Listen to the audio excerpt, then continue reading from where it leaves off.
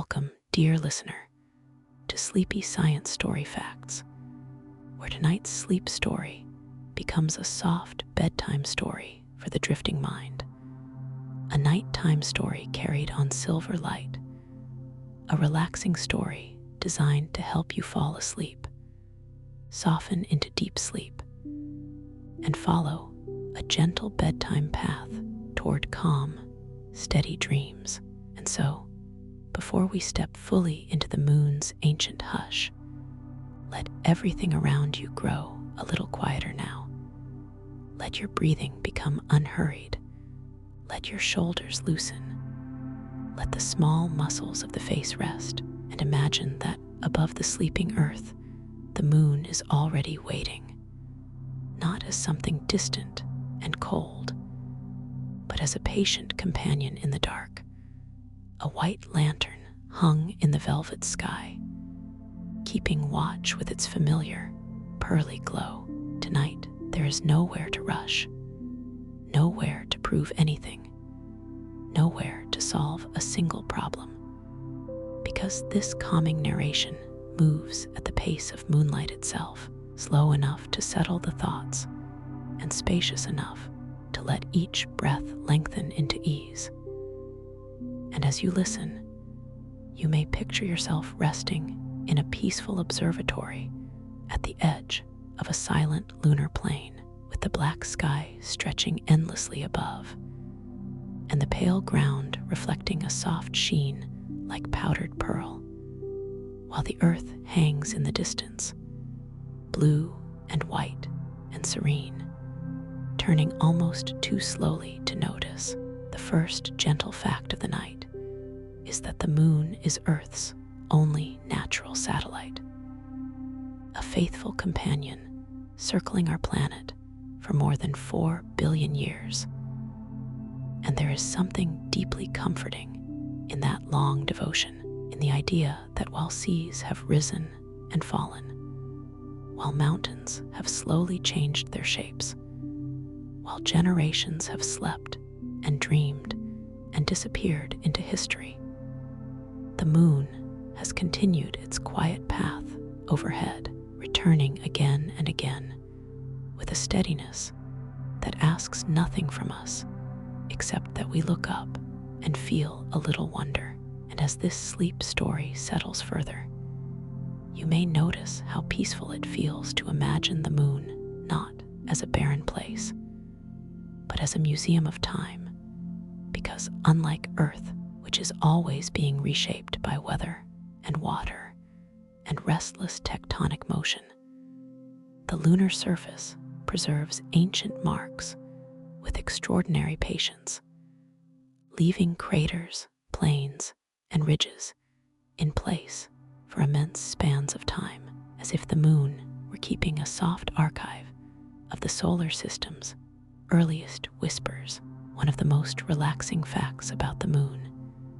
is that it always shows Earth nearly the same face, because it rotates once in almost exactly the same time it takes to orbit our planet, a graceful arrangement called tidal locking. And that means the moon turns with such measured loyalty that the near side has become as familiar to human eyes as a cherished room in an old house, with its dark maria and bright highlands quietly repeating themselves from month to month, century to century, lullaby after lullaby. Those darker patches, once mistaken for seas by early skywatchers, are called maria, broad plains formed long ago by ancient volcanic lava that cooled into smooth basaltic expanses. And though they are dry beyond measure, their old name remains, giving the moon a poetic geography of imagined oceans where no waves rise and no storms ever gather, only stillness, only shadow, only light sliding slowly over stone. If you like, you can imagine now that you are standing at the border of one of those maria, perhaps Mare Tranquillitatis, the sea of tranquility, whose very name seems made for a bedtime story, and you feel beneath your feet the fine lunar dust, called regolith, soft as ash in appearance, resting in layers made over eons by tiny impacts, sunlight, and silence, while above you there is no wind at all, no rustling branch, no distant engine, only the profound hush of a world without air. That absence of atmosphere creates another quiet lunar truth. On the moon, the sky remains black even in daytime, so that sunlight falls bright and sharp across the ground, while overhead the darkness of space stays present, as though night and day had agreed to exist together in perfect peace. And perhaps there is something soothing in that image too, a place where brightness never chases away the stars entirely, where contrast can coexist without conflict. The moon's gravity is only about 1/6 of Earth's, which means that if you were to walk there, every step would become light and buoyant, a measured floating rhythm, not quite a leap and not quite a stroll, as if even movement had been invited to soften. And so, in this gentle bedtime journey, you may picture your thoughts growing lighter in the same way, no longer heavy with the day, no longer held so tightly, simply rising and settling in a slower, kinder pattern. Long ago, the leading scientific idea suggests the moon formed after a colossal collision between the young Earth and a Mars-sized body, with debris eventually gathering into the world we know now. And although that beginning sounds dramatic in the language of astronomy, tonight even that ancient violence feels impossibly far away, transformed by time into calm beauty, because the moon we know in the present is not an object of chaos, but of rhythm, reflection, and serene return. It does not make its own light, of course. The glow we love is sunlight reflected from its surface. And perhaps that is one of the loveliest lunar lessons for a nighttime story, that even borrowed light can be enough to soften landscapes, guide travelers, inspire poems, shape calendars, move tides, and gently accompany a listener toward sleep. So as this relaxing story continues, let your breath become as steady as orbit.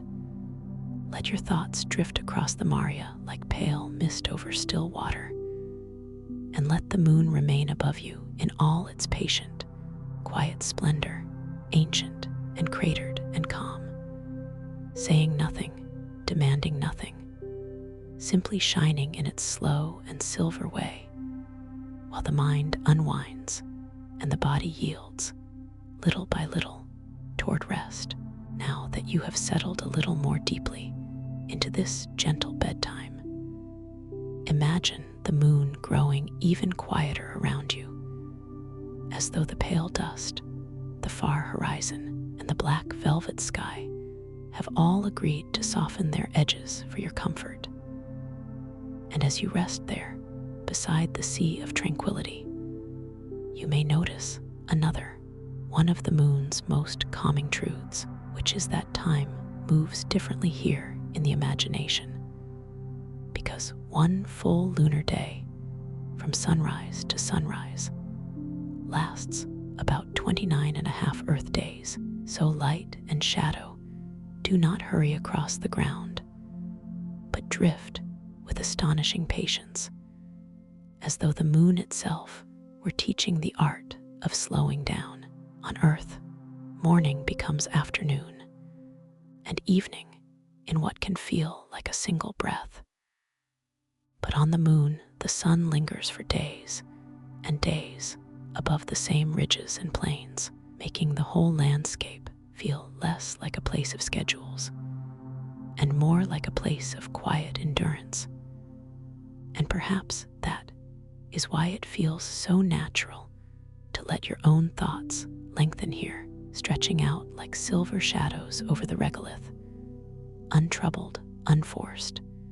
and free to fade at their own unhurried pace. If you were to look carefully across the surface, you would see that the ground is covered almost everywhere by that delicate layer of lunar dust and broken rock. The regolith, which was shaped over immense spans of time by countless tiny impacts, each one gently grinding stone into finer grains, until the moon became wrapped in a blanket of ancient powder, soft to the eye and old beyond ordinary comprehension. There is no weather here to sweep it away, no rain to press it flat, no rivers to carry it off toward a distant sea. And so, the marks left upon the lunar surface can remain for extraordinarily long periods, which means that a footprint, a track, or the trace of a landing can rest in silence for ages, as if the moon remembers softly rather than urgently, keeping impressions the way a calm mind holds a fading dream. Another lovely fact to drift beside is that the moon is not perfectly still in our sky, even though it always seems to show us the same familiar face, because over time, a gentle motion called libration lets observers on Earth peek a little around its edges, until altogether we are able to see about 59% of the lunar surface, not all at once, but gradually, like a secret being revealed with exquisite politeness. That slow unveiling feels right for a sleep story, because the moon never gives everything in a single glance, and instead allows mystery to remain, especially on the far side, which, despite its name, is not the dark side in any permanent sense, but simply the side turned away from Earth, receiving sunlight just as faithfully as the near side, taking its turns with brightness and shadow in the same peaceful cycle. As you breathe in and out, slow and easy, you may imagine the line between lunar day and lunar night, the terminator moving across distant craters and plains, not as a sharp command, but as a soft procession, revealing mountain peaks first and valley floors later, touching one rim with gold while another remains in cool darkness. And this changing light is one of the reasons the moon can appear so sculpted and serene when viewed from Earth, its features rising into relief beneath the low sun like folds in a quiet sheet. Some of those craters are immense, some small and delicate, and many were formed billions of years ago, preserving the early story of the solar system in a way Earth cannot, because our own world is so alive with oceans, winds, continents, and change, while the moon, in its stillness,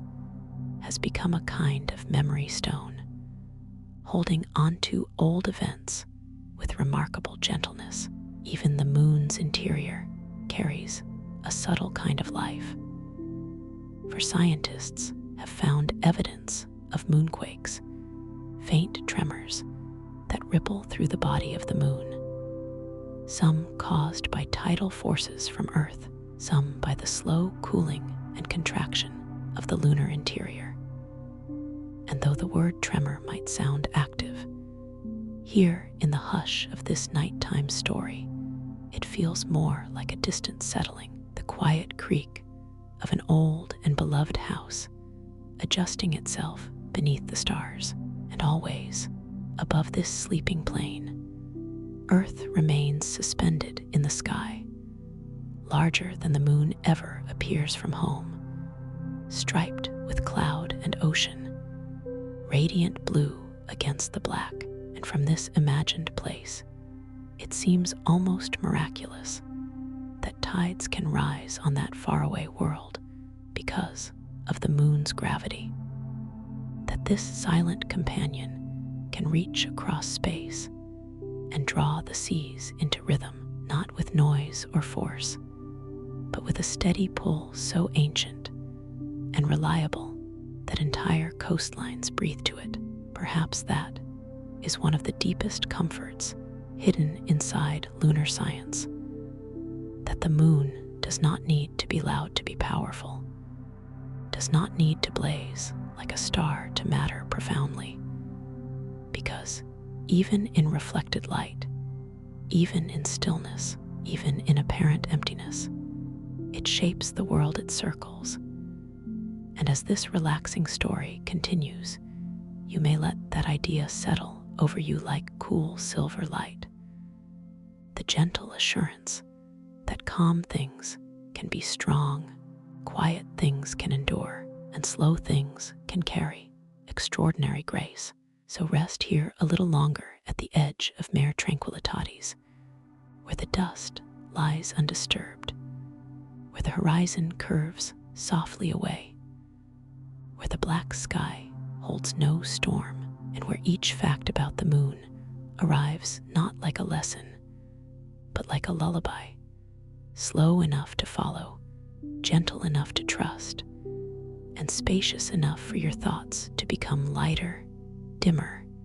and more distant until they drift like pale reflections over a sleeping sea that has never held water and yet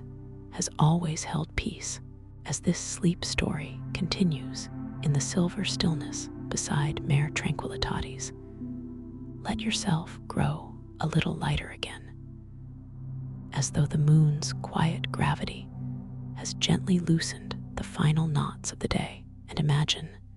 the long curve of the plain stretching away in pale gray softness, while the black sky above remains deep, clear, and endlessly calm, holding the stars without a flicker, without a breeze, without a single hurried thing to disturb the peace. Here, in this bedtime story of lunar hush, another of the moon's most relaxing truths begins to unfold, which is that its surface is a landscape of patient circles, of craters made long ago and left to rest in silence, each one holding shadow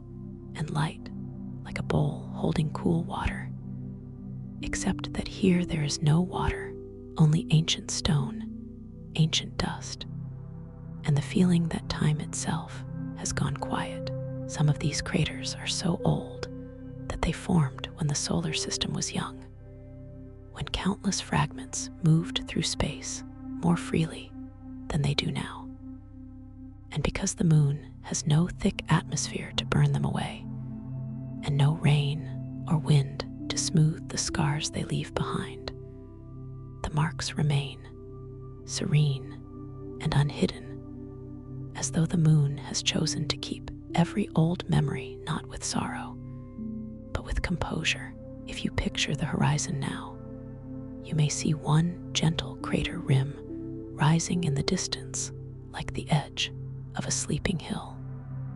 catching a little more light than the plain around it, and perhaps another lying farther off in deeper shade,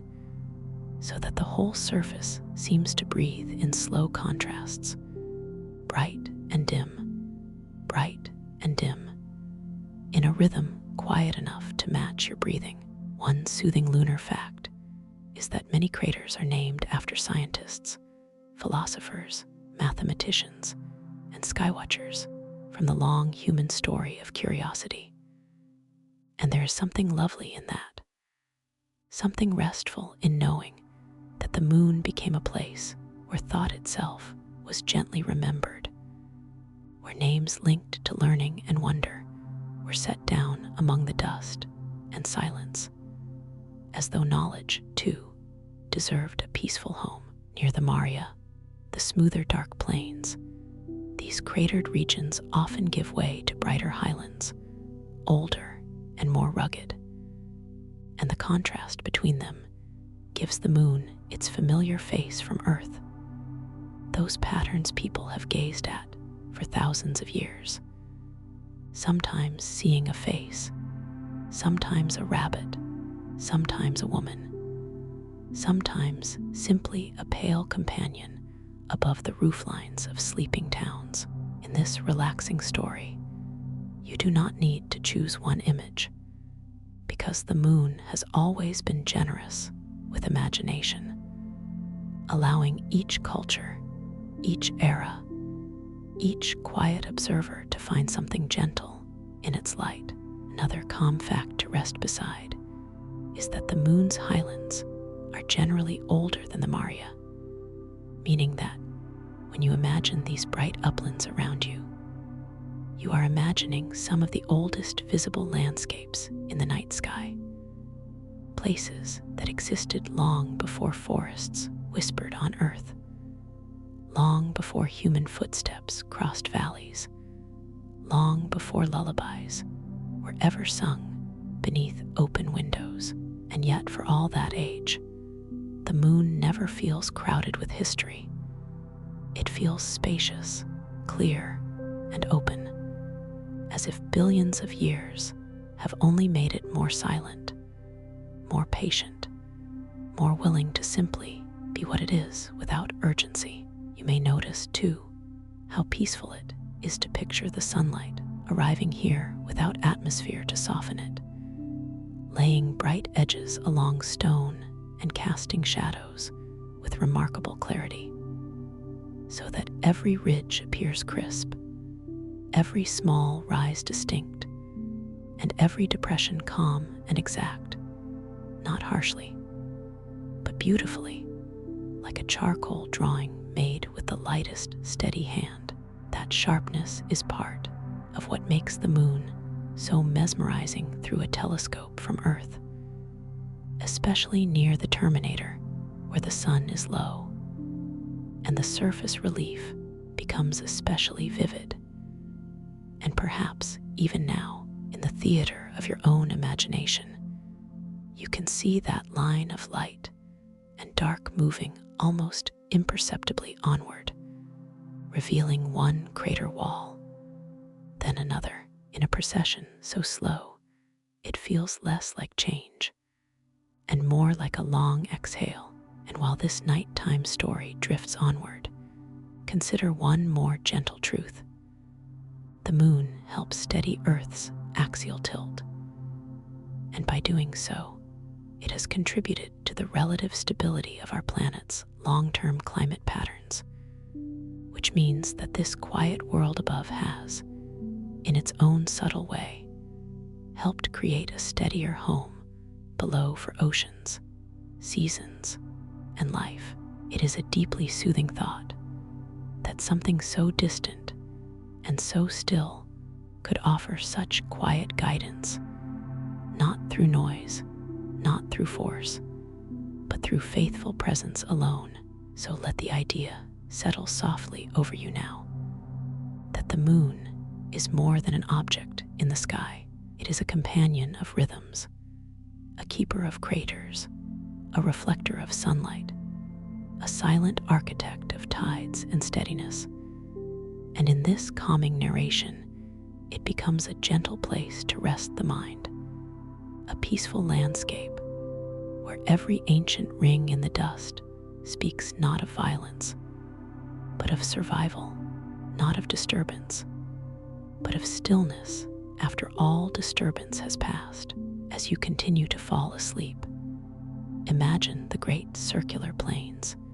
and crater rims around Mare Tranquillitatis growing softer and more distant, as though a fine veil of silver dream is slowly settling across them. And let this gentle bedtime flow with the moon's unhurried character, until thought itself becomes rounder, quieter, and fainter, like a far crater scene at the very edge of light, present for a moment, then slowly absorbed into the tender dark, far beyond the familiar comfort of the darker plains, where Mare Tranquillitatis fades behind you into a silver memory. The moon now invites you toward its quieter heights. And in this soft continuation of our sleep story, you may imagine yourself drifting across a pale, ancient rise where the bright highlands unfold like sleeping mountains beneath a sky so black and still that it seems made not of emptiness, but of perfect rest. And as you travel in this unhurried way, with every breath a little slower and every thought a little dimmer, another of the moon's most peaceful truths begins to settle beside you, which is that these luminous uplands are older than the Maria, older than the smoother lava plains, older than so many things on earth that the mind can hardly hold their age without becoming wonderfully quiet. These highlands, bright and rugged and softly radiant, are among the most ancient visible surfaces in the solar system, and there is something profoundly calming in imagining such old terrain resting without complaint beneath the endless stars, keeping its long silence through ages beyond counting, not striving, not changing quickly, simply remaining. As this bedtime story drifts onward, you may picture the ground here as a rolling expanse of crushed stone and scattered rock, pale as ash, touched by long slanting light that gathers gently along each ridge, so that even the smallest rise seems tenderly outlined. And perhaps in the far distance, a chain of low mountains appears, not jagged or severe, but rounded by perspective into a sequence of sleeping forms, like great creatures at rest beneath a satin blanket of moonlight. On Earth, mountains often speak of weather, forests, streams, and wind passing through pine branches. But on the moon they speak of a deeper stillness, because no breeze crosses these heights, no cloud drifts overhead, no rain falls into the valleys,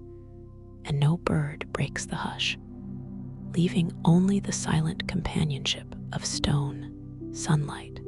and time. Some lunar mountains were raised around the rims of giant impact basins long ago,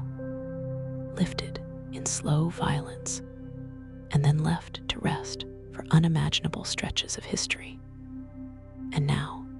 in the quiet of this relaxing story, even that distant beginning feels softened by age, transformed into serene architecture, as though the moon has taken every old disturbance and laid a blanket of calm over it. One especially soothing fact is that the moon's tallest mountains, though impressive, do not tower in the same dramatic way as the great living ranges of Earth, because here everything feels simplified, distilled, quieted into essentials. And perhaps that is part of the moon's bedtime charm,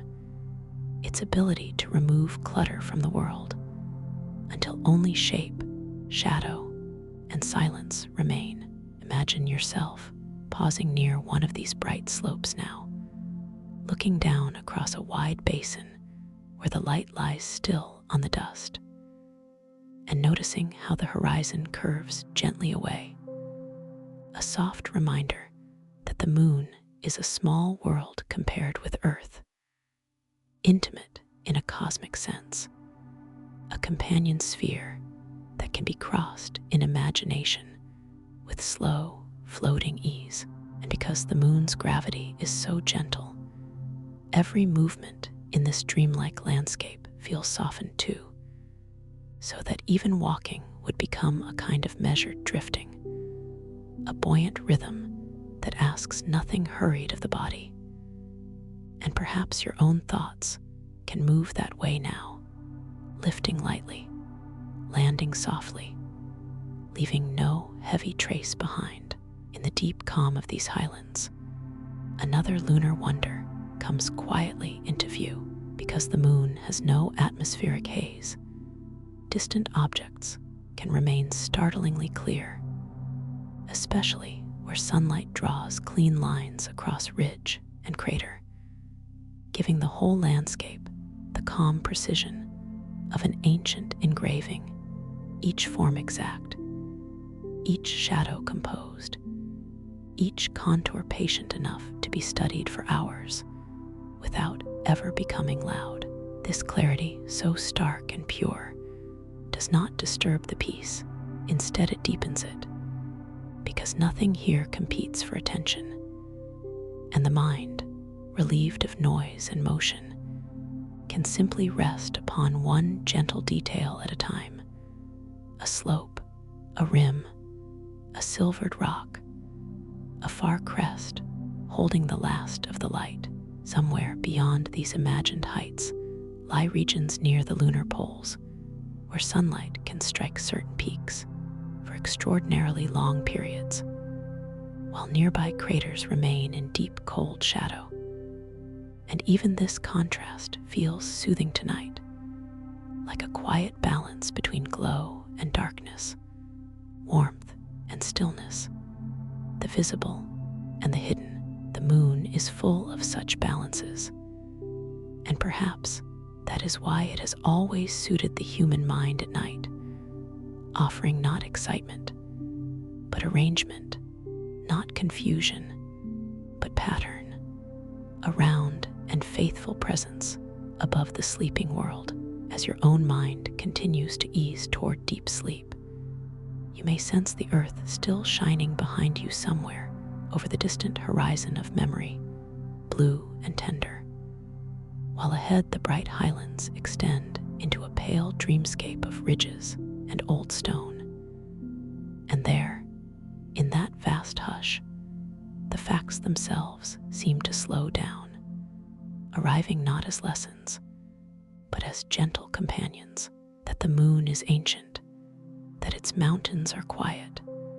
that its brightness is borrowed sunlight, that its silence has lasted longer than human history, and that all of this can be held without effort, the way moonlight rests on a windowsill. So remain here a little longer in this calming narration,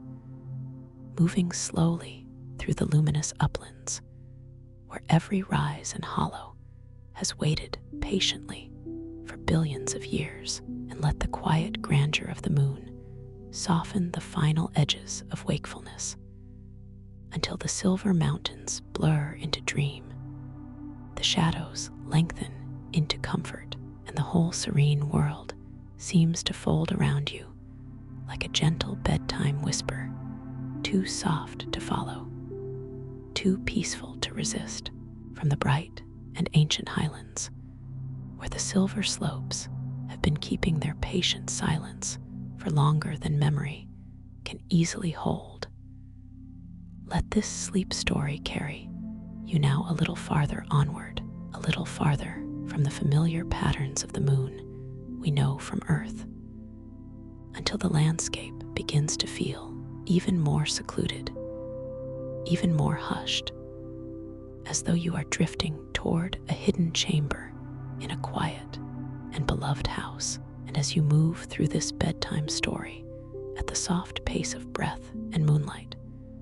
the ground beneath you remains pale and powdery. The sky remains black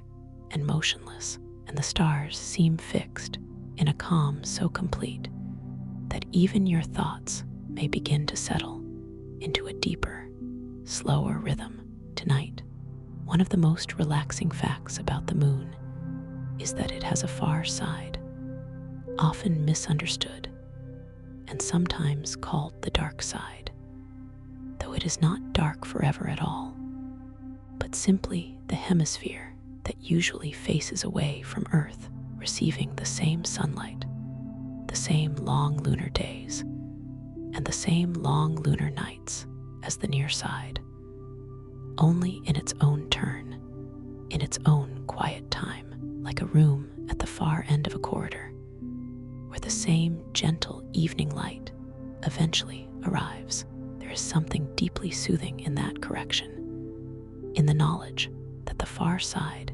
is not a place of permanent darkness, but a place of privacy, of distance, of calm beyond familiar sight. And as this relaxing story continues, you may imagine yourself nearing that unseen territory where the moon keeps more of its solitude to itself, unlike the near side, where the wide, dark Maria spread in smooth plains that humans have admired for centuries.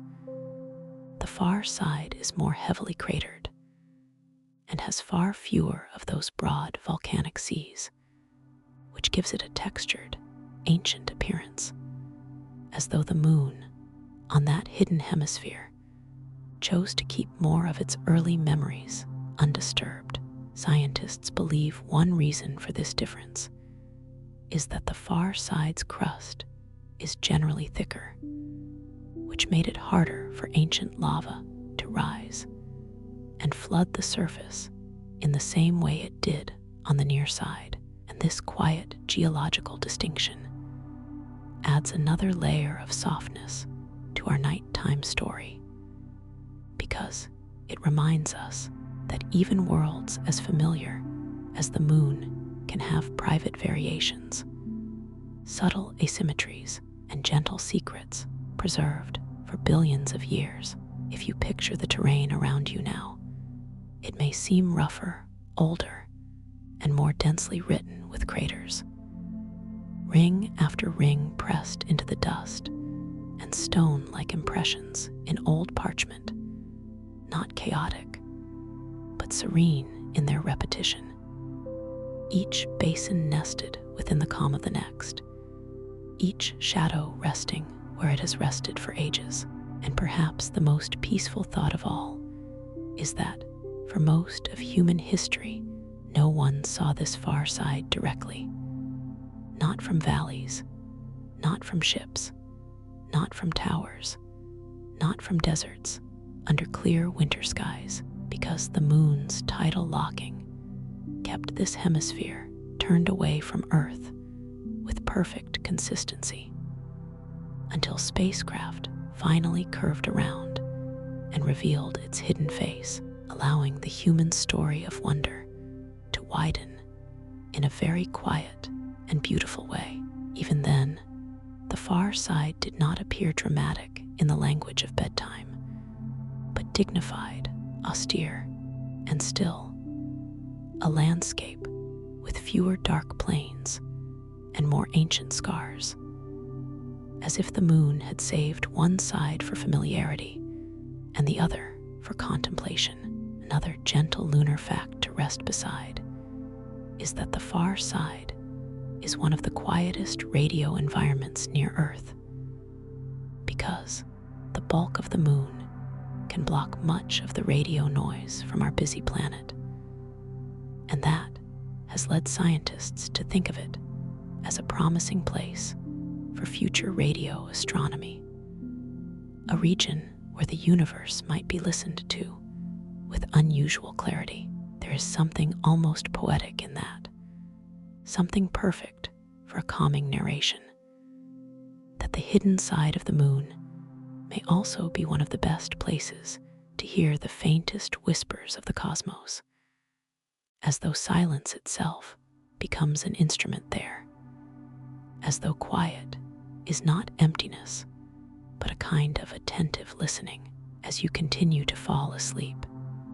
imagine that idea settling over the landscape like a silver blanket. The thought that this remote hemisphere, with all its craters and patient stillness, is not lonely at all, but full of subtle purpose, full of peace, full of room for listening. The moon has always offered humanity a familiar face, a comforting round presence in the sky above rooftops and oceans. But this hidden side adds depth to that comfort, because it reminds us that even the gentlest companions have unseen dimensions, and that the unknown is not always something to fear. Sometimes it is simply another quiet room, another calm shoreline, another stretch of pale ground beneath a star-filled sky. So let your mind travel there now without effort, gliding above ancient crater walls and long-shadowed plains, while the quiet facts arrive one by one with the softness of distant light, that the far side receives sunshine too, that its crust is thicker, that its surface holds more craters and fewer maria, that it remained unseen for centuries, and that its radio silence may help humanity hear the faint music of the early universe. In this gentle bedtime flow, none of these truths need to feel technical or sharp. They can simply drift around you like cool lunar air that does not exist, like moonbeams on still water that is not there, until every fact becomes part of the same serene picture. A moon more complete than before, more mysterious, and somehow even more comforting in its quiet wholeness, while your thoughts grow softer and your awareness dims into the slow, graceful hush of deep sleep. Now, as this sleep story carries you fully onto the hidden hemisphere of the moon, let yourself drift without effort over a landscape that feels older, deeper, and even more secluded than the places you have already crossed, as though you have passed into a secret chamber of lunar silence, where every ridge, every crater, and every long gray slope has been waiting in perfect stillness for billions of years. And here, beneath the unblinking stars, another of the moon's most peaceful wonders begins to unfold around you. Because on this far side lies one of the largest impact basins in the solar system,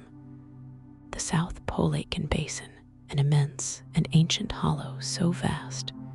that it does not feel like a single crater at all, but more like a sleeping region, a broad and quiet depression spread across the moon like the faint outline of a dream. As you imagine gliding above this enormous basin, nothing here needs to feel dramatic or severe, because time has softened the story of its beginnings into pure stillness. And what remains now is a place of wide horizons, layered history, and a silence so complete that it seems to absorb even the idea of noise, allowing the mind to rest more deeply with each slow sentence and each long, unhurried breath. The moon, so often seen from Earth as a bright and familiar disk, becomes something more spacious here, because the far side reveals just how much of its beauty is hidden from ordinary view. And in this gentle bedtime story, that hiddenness feels comforting, like the quiet side of a house after everyone has gone to sleep, where the walls hold their own calm, and the night seems softer simply because no one is asking anything of it. The South Polacan Basin is ancient beyond easy imagination, formed very early in lunar history, and scientists study it because its depths may preserve clues about the moon's interior, which means that beneath this calm expanse there may be materials lifted from deeper layers long ago, resting there still, patient and undisturbed, like old pages in a closed and dustless library. You do not need to examine any of those layers closely tonight, of course, because this is a relaxing story, not a hurried lecture, and it is enough simply to know that the moon keeps such old secrets gently, without urgency, without announcement, holding them in broad plains and quiet basins until curious minds arrive with enough patience to listen. As you drift onward, imagine the surface below changing in subtle ways, the crater rims becoming low and rounded in the distance, the shadows resting in wide, cool pools, and the dust lying everywhere in its fine gray softness,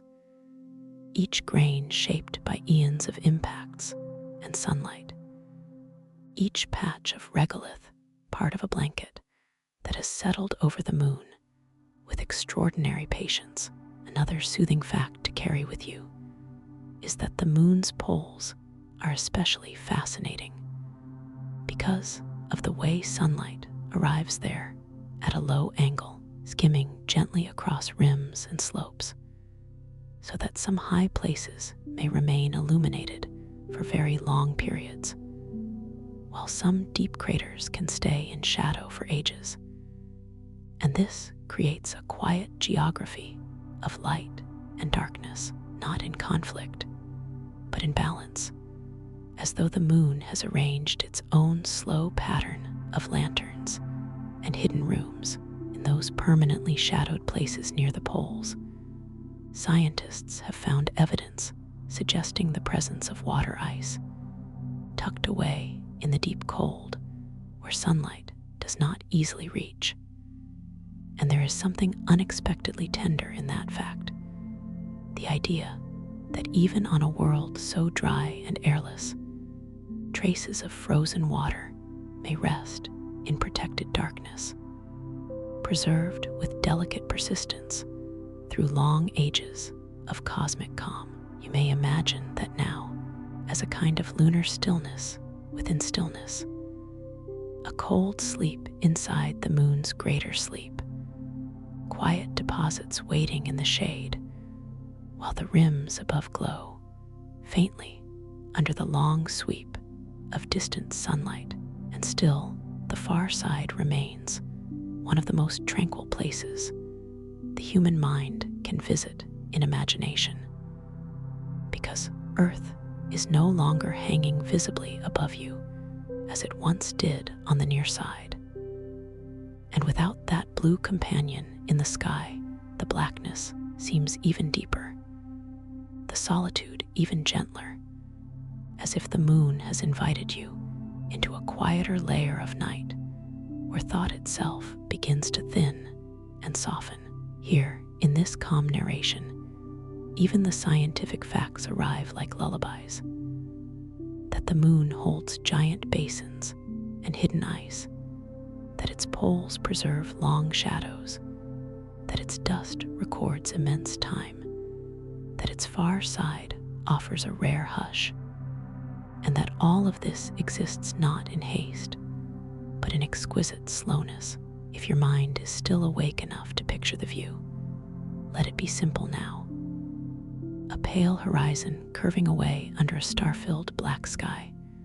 a basin so broad it feels like a quiet inland sea of stone, a few distant ridges touched by a low and patient light, and your own presence there, as gentle as drifting, weightless as thought, untroubled by clocks or duties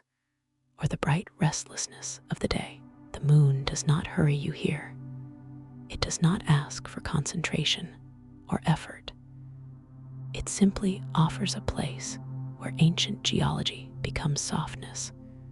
where vastness becomes comfort, and where every old scar in the stone has long since been folded into peace. So stay with that feeling as this nighttime story settles even deeper, and let the hidden basin below become less a location than a mood, less a structure than a cradle of silence, until the far side of the moon is no longer something distant and astronomical, but a serene inner landscape where the mind can float more slowly, breathe more evenly, and finally yield with no resistance at all to the silver quiet of sleep. As this sleep story drifts onward across the hidden and peaceful reaches of the moon, let yourself move now toward the polar rimlands, where the landscape becomes a gentle meeting place between long shadow and lingering light, and where everything seems arranged in a slower, softer balance, as though the moon itself were carefully dimming the last bright edges of the waking mind. Here the ground is still the same ancient regolith, fine as ash and old beyond measure. But the light falls differently, arriving at such a low angle that distant crater rims can glow for long stretches, while nearby hollows remain cradled in darkness. And this quiet contrast gives the polar regions a soothing beauty, a kind of lunar twilight architecture built entirely from patience, stone, and the slow geometry of sunlight. One of the most calming facts about the moon is that its axis is tilted only a little, much less than Earth's. And because of that small tilt, the sun never climbs high above the horizon at the poles, but instead circles low, tracing a lazy path that allows some peaks and ridges to catch light again and again, while deep crater floors may rest in shadow for extraordinarily long periods. And perhaps, as you imagine that motion now, so gradual and untroubled, it begins to feel like a lesson in gentleness, a reminder that not everything needs to blaze overhead to be beautiful, and not every place touched lightly by the sun is incomplete. In those long-shadowed crater floors, where the cold has remained steady for ages, scientists have found strong evidence that water ice may endure, tucked away in protected darkness, like a secret kept tenderly by time. And there is something unexpectedly comforting in that image. The thought that on this dry and silent world, there are still quiet stores of frozen water preserved in deep stillness, hidden from the harshest light, and sheltered by the shape of the land itself. As this bedtime story continues, you may picture those icy grains not as something sharp or glittering, but as part of the moon's softer mystery, a memory of ancient deliveries from comets or water-bearing material long ago, resting now in the calmest corners of the lunar night, undisturbed and patient, while above them the crater rims hold a faint and steady radiance. Another gentle truth to drift beside is that the moon's polar regions may become especially important for future exploration, not because they are loud or busy, but because their unusual balance of light and potential ice makes them quietly practical, a place where sunlight could help power instruments on high ground and frozen water could one day support sustained human presence. And even this possibility can remain peaceful in the imagination, not crowded or mechanical, but simply another way in which the moon offers its resources in silence, waiting without hurry for careful footsteps. You may also notice, as you float over the serene terrain, how the shadows here seem fuller than shadows on Earth, because there is no atmosphere to scatter light gently into them. And so the dark regions become truly deep and velvety, while the illuminated rims remain bright and crisp, like pale porcelain set against black velvet. And somehow this sharpness does not disturb the calm, but deepens it, giving every curve and ridge a quiet dignity. The moon is full of places where brightness and darkness sit side by side without conflict. And perhaps that is one of the most restful lessons hidden in lunar science, that contrasts do not always need to struggle against each other, that light can rest beside shadow, that the known can rest beside the unknown, and that both can belong to the same peaceful world. As you continue to fall asleep, imagine the sun staying low, never rushing upward, never flooding the landscape too quickly, but simply brushing along the horizon in a long and measured arc, while crater rims glow with silver gold calm, and the deeper basins remain cool, dark, and tenderly protected. In this relaxing story, even the moon's extreme quiet becomes a kind of comfort, because without air, there is no sound to travel, no wind to sweep across the plain, no whisper through rocks, no echo returning from a distant wall, only the perfect stillness of a place where every motion becomes visual and every fact arrives as gently as a breath. And because the moon turns so faithfully, keeping nearly the same face toward Earth, while its poles preserve these delicate patterns of light and cold, it begins to feel less like an object and more like a careful companion, one that holds many different moods at once, familiar and hidden, bright and shadowed, ancient and quietly useful, remote and strangely intimate. Perhaps that is why the moon has always belonged so naturally to a nighttime story, because it never overwhelms the mind. It calms it, offering broad plains, circular craters, slow phases, and these quiet polar sanctuaries where darkness itself can protect something precious. So remain here for a little longer, drifting over the softly lit rims and the shaded floors where old ice may sleep. And let the rhythm of these lunar facts become slower and fainter as your own thoughts begin to thin into dream, until the whole polar landscape feels like a cradle of silver edges and velvet hollows, a place where nothing needs to be solved, nothing needs to be carried, and nothing is asked of you except to rest, to listen to the hush, and to follow the moon a little farther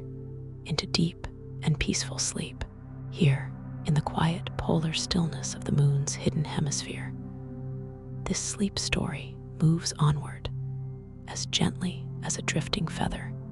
in a room with no air. And you may imagine yourself gliding a little lower now, above the pale rim of an ancient crater, where the ground below is dusted in soft gray regolith, and the low sunlight brushes only the highest edges, leaving the deeper hollows folded in velvet darkness, undisturbed and profoundly calm. The moon, so often admired from Earth as a bright and simple companion, feels far more subtle here, far more intimate, as though it has opened a secret chamber of silence just for the listening mind. And in this bedtime story, every stone, every ridge, every faintly glowing slope seems to invite you to release one more thought, one more tension, one more small remnant of the waking day. Another of the most relaxing facts about the moon is that its surface records history in layers of quiet detail, because without weather, wind, or flowing water to wash the evidence away, each ancient strike of rock against rock, each spread of dust, each fractured rim has remained in place for extraordinary spans of time. And as you float above this preserved landscape, you may feel that you are moving over not just ground, but memory itself, memory made gentle by age, softened by stillness, and held in a silence so deep that nothing needs to be explained too quickly. In some places, the regolith is fine and powdery, ground down over eons by tiny impacts and solar radiation. And in other places, larger rocks rest half buried in the dust, like quiet thoughts that never fully faded, and this simple mixture of fine and rough, bright and shadowed, near and distant, gives the moon its tender visual rhythm, a rhythm that never hurries the eye, never overloads the mind, but instead allows attention to settle naturally on whatever lies before it. If you imagine looking toward the horizon now, you may notice how close and curved it seems, a reminder that the moon is smaller than Earth, a world compact enough to feel companionable even in its vastness. And the black sky above remains absolutely clear, with no haze, no mist, no cloud to blur the stars, only a perfect dark in which light appears precise and patient. There's something soothing in that precision, because the moon does not scatter itself into distractions. It offers only essentials: light, stone, shadow, distance, and time. And in doing so, it becomes an ideal place for a gentle bedtime journey, a nighttime story where the mind can rest on one calm image after another until even curiosity grows drowsy. Another quiet truth is that temperatures on the moon can vary dramatically between sunlit and shadowed places, especially near the poles, where long darkness holds tightly to the cold. And yet, in this relaxing story, even that contrast feels peaceful, because the warm idea of sunlight and the cool idea of shadow seem to balance each other like slow breaths, one arriving, one receding, one glowing softly on a crater rim, while the other keeps its watch in the sheltered depths below. Somewhere in those depths, perhaps, old ice continues to sleep, preserved in darkness so steady that the sun has barely touched it for ages. And it is comforting to imagine that hidden stillness, that cold and patient reserve, as though the moon keeps not only scars and stones, but also little pockets of quiet treasure for those who learn to look carefully and listen slowly. As this calming narration carries you onward, the far side no longer feels remote in any lonely sense, because you have grown used to its hush, its older and more cratered face, its broad basins and silver ridges. And now, the absence of Earth in the sky seems less like separation and more like privacy, a deeper room of night in which the mind can finally let go of being observed, measured, or rushed. Here there is no clock ticking, no traffic passing, no screen glowing with its small demands, only the slow sweep of lunar geography, the old bowls of impact craters, the lifted rims, the darkened floors, the pale high points where sunlight lingers with exquisite restraint. One especially lovely thing about the moon is that, even after centuries of observation, it still rewards patient looking, because every phase, every angle of illumination, every shifting line of light along the terminator reveals familiar features in slightly different ways. And though you are now far from that visible edge in imagination, the principle remains the same. The moon is a teacher of slowness, revealing itself best not to the hurried glance, but to the quiet, returning gaze. So let that lesson settle over you now like cool silver dust, and allow your breathing to follow the moon's own unhurried character, steady, circular, faithful, while the crater below grows softer at the edges, and the long shadow within it seems less like darkness and more like shelter. In this relaxing story, You do not need to travel any farther than this gentle rim, this luminous boundary between glow and hush, because already the moon has given enough ancient ground, preserved time, hidden ice, low sunlight, perfect silence, and the tender reassurance that even the most distant places in the universe can feel calm, welcoming, and deeply still. Stay here a little longer then, drifting above the resting crater as the silver landscape fades slightly at the edges, as the stars remain serene and watchful, and as your thoughts grow softer and farther apart, until the moon itself seems to become a cradle of stone and shadow, carrying you quietly, very quietly, toward sleep from the quiet rim of the far side polar crater, where the low light has been resting like a pale ribbon along the stone. Let this sleep story carry you a little higher now, not away from the moon, but into a gentler view of it, as though you are floating just enough above the surface to feel the curve of this ancient world beneath you. And as you drift there in deep stillness, with the hidden crater below and the black sky all around, another of the moon's most soothing truths begins to unfold, which is that the moon is never really changing shape at all, even though from Earth it seems to grow, fade, and return in a calm repeating cycle, because the phases of the moon are simply the changing angles from which sunlight reaches the side visible to earthly eyes. And there is something deeply comforting in that idea, that what appears to vanish is often only turning gently through the light. In this bedtime story, you do not need to calculate any angles or trace any diagrams, because it is enough to know that the moon keeps a slow and faithful rhythm, moving from new moon to crescent, from crescent to quarter, from quarter to gibbous,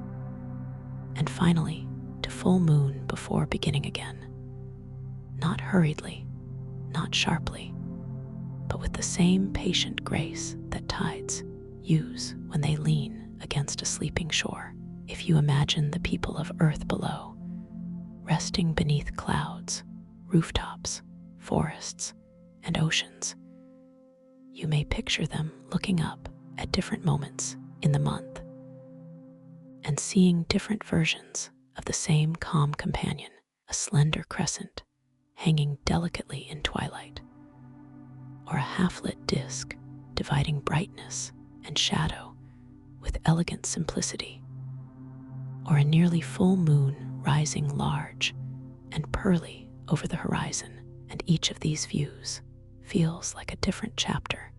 in the same gentle nighttime story, each one familiar, each one unthreatening, each one a reminder that repetition can be beautiful when it moves slowly enough. Another lovely lunar fact is that during a crescent phase, the darker part of the moon can sometimes still be faintly visible from Earth because of earthshine, the soft glow of sunlight reflected from our own planet onto the lunar surface. And perhaps this is one of the tenderest images in all of moon science. The thought that Earth can quietly illuminate the moon, while the moon so often illuminates Earth's nights, as though the two worlds are engaged in an old and silent exchange of borrowed light. Even here, on the far side where Earth does not appear overhead, the idea of that exchange can still comfort the mind, because it reminds you that the moon and Earth are always in relationship, always shaping one another's view, always moving together in a pattern so ancient and reliable that it can make the busiest thoughts slow down just by being remembered. The full moon, so admired in poems and windows, and midnight walks arrives when the moon is on the opposite side of Earth from the sun, allowing the near side to shine almost completely bright to those below, while the new moon comes when the moon lies roughly between Earth and the sun, placing its sunlit side mostly away from earthly eyes. And though those positions sound technical in the daylight language of astronomy, tonight they feel more like breathing in and out, bright and dim, revealed and hidden, all in a sequence so natural that it asks for nothing except quiet attention. Some months, the timing is not exact enough for an eclipse,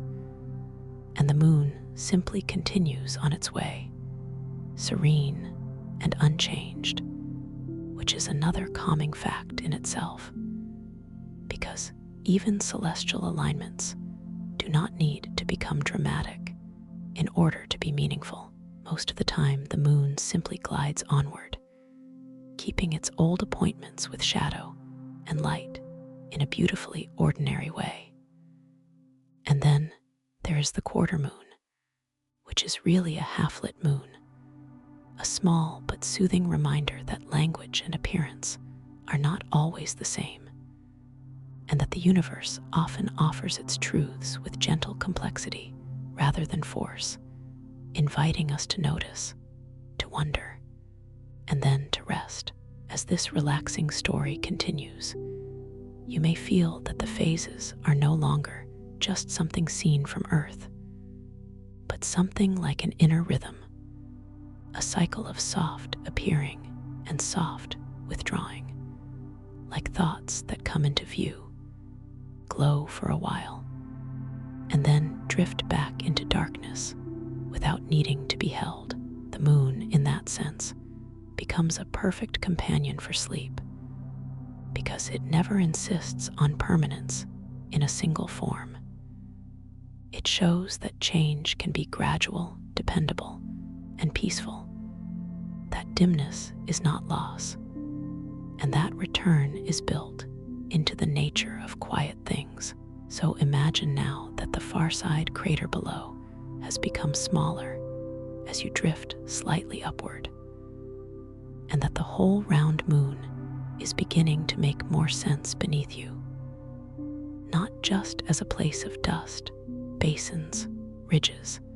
and hidden ice, but as a world that carries its own slow lantern show for Earth, a silver sphere whose phases have guided calendars, inspired stories, and calmed evening minds for thousands upon thousands of years. In this calming narration, the facts themselves begin to soften at the edges, that the phases come from sunlight and perspective, that earthshine can dimly reveal the darkened moon, that full and new moon are positions in a graceful orbit, that the cycle repeats roughly every month, and that all of it happens with such patience that the heart can trust it. Let that trust settle into you now, as steady as lunar motion and as gentle as reflected light, until the changing moon becomes less a sequence to follow and more a lullaby of turning brightness, carrying you slowly, softly, and without effort toward deeper sleep. As this sleep story continues in the vast and velvety quiet above the moon's hidden hemisphere,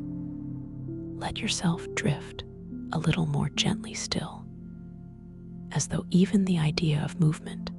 has softened into something lighter than breath. And while the far side crater rims below remain serene in their silver gray stillness, another soothing lunar truth begins to unfold around you, one that feels especially tender in a bedtime story, because although the far side keeps Earth out of sight from the surface beneath you,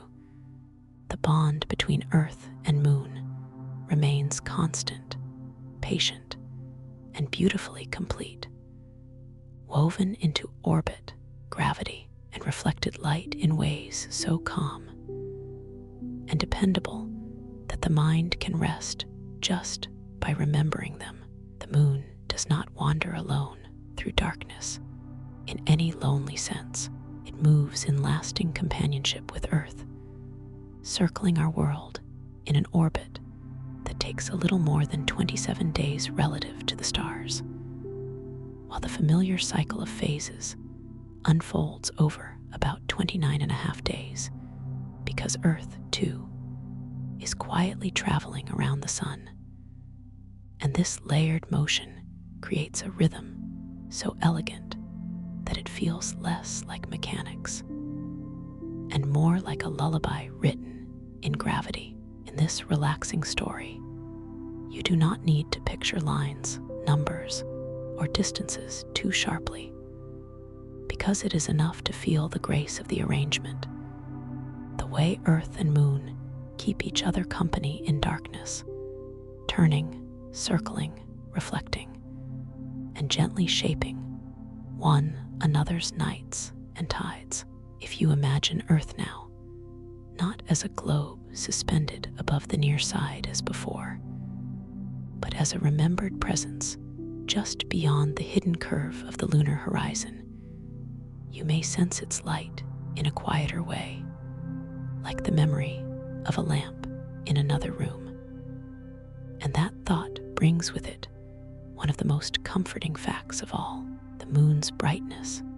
which humans have treasured for ages, is not its own fire, but sunlight reflected from ancient stone, a soft, borrowed radiance that has still been enough to guide travelers, inspire poems, mark calendars, and soothe countless wakeful minds. There is something profoundly peaceful in that, the idea that borrowed light can still be beautiful, that reflected brightness can still matter. And perhaps, as you continue to fall asleep, that gentle lesson settles into you as naturally as moonlight settling over a field, a rooftop, or a quiet sea. The moon's surface, though often thought of as white or silver, is actually quite dark compared with fresh snow or bright cloud, reflecting only a modest fraction of the sunlight that reaches it, and yet, against the darkness of space and the night of Earth, it appears luminous enough to seem almost enchanted, which is another calm reminder that contrast can create beauty, that even a modest glow can feel generous when offered in darkness. In this nighttime story, the far side below you remains soft and ancient, marked by old craters, broad basins, and dust that has waited without complaint through spans of time too large for ordinary thought. And as you glide above it, the moon begins to feel less like a distant object and more like a keeper of rhythms, a silent companion whose steady orbit has helped shape the very idea of night for life on Earth. Long before clocks, long before electric light, long before cities spread their amber glow into the sky, people watched the moon wax and wane and return, and they learned from it a slower language of time, one tied to cycles rather than alarms, to return rather than urgency. And perhaps that is why a gentle bedtime such as this feels so natural under lunar light, because the moon belongs to the oldest human habit of all, looking upward in darkness and finding calm in something that endures. Another relaxing fact is that the moon is gradually drifting away from Earth by a tiny amount each year, only a few centimeters, a motion so slow that it feels almost like stillness. And yet, even this tiny widening of distance speaks to the tenderness of celestial time, where changes may be real without ever becoming abrupt, where the relationship continues across unimaginable ages with grace rather than strain. That slowness suits this calming narration perfectly, because nothing about the moon needs to happen suddenly. Even change unfolds like a whisper there, like dust settling, like light shifting along a rim, like a thought fading before it can harden into worry. As you listen, imagine that the silent far-side terrain below has become smoother in your mind. Its old craters no longer details to inspect, but soft circles in a broad field of silver shadow. And beyond them, beyond the hidden curve, Earth continues its blue-white turning, oceans rising and falling under lunar influence, nights brightening and dimming with the phases. All of it connected to this quiet world beneath you. The moon does not need to speak in order to comfort. Its comfort is in repetition, in orbit, in return. In the steady way it offers the same lesson over and over again. That stillness can coexist with motion. That distance can coexist with companionship. And that even in the darkest sky, there can be enough reflected light to lead the mind gently toward rest. So remain here above the hidden lunar dust a little longer, letting the ideas of orbit, reflection, and companionship grow softer and slower with each passing sentence, until the science itself feels like a cradle. The facts feel like soft footsteps fading down a quiet hall, and the moon, ancient and round and endlessly patient, carries you onward through this relaxing story toward the deep and dreamless calm of sleep. Now, as this sleep story carries you in a slow and effortless drift above the moon's hidden far side, where the old craters below have become soft gray circles resting in the immense calm of space, let your thoughts grow quieter still, because another of the moon's most soothing wonders is waiting here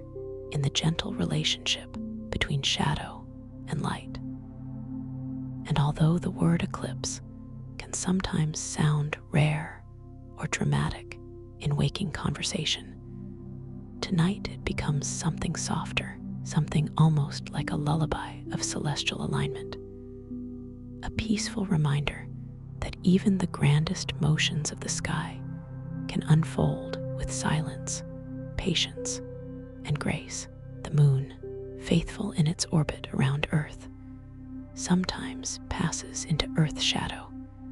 and when it does, people on the night side of our planet can watch a lunar eclipse, seeing the bright full moon slowly dim and often glow in shades of copper, rose, or muted ember, not because the moon has changed its nature, but because sunlight has been filtered through Earth's atmosphere and gently bent into the shadowed lunar surface, as though the whole planet were offering the moon a final warm glow, even while standing between it and the sun. There's something deeply comforting in that image, that the Earth, with all its oceans, clouds, winds, and sleeping continents, can cast not only a shadow, but also a soft and colored light, and that the moon, so often our lantern, can in turn become the quiet recipient of that dim red radiance, glowing faintly in the dark like a coal that has almost gone to sleep. In this bedtime story, you do not need to imagine crowds or telescopes or calendars marked with dates, because it is enough simply to feel the geometry of it, the slow alignment of sun, earth, and moon,